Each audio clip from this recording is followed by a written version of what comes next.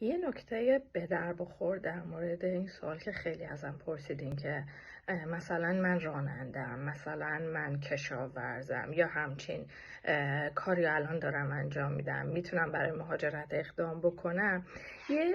توی سایت هر دولتی معمولا هست، حالا مثلا یوکی هم یه جایی هست که راهنمایی میکنه برای اسکیل ورکر ویزاها و یه لیستی داره که بهش میگن شورتج اکیوپیشن.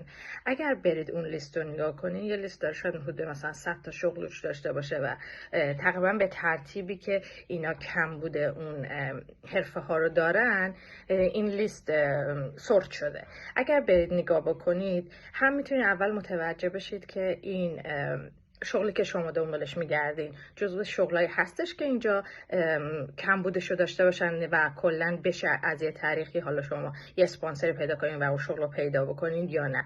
خب خیلی از شغلای تو آیتی هستش، انجینیریا هستن و اصلا فکر کنم بیشترش واسه هلث کیر و پرستاری باشه.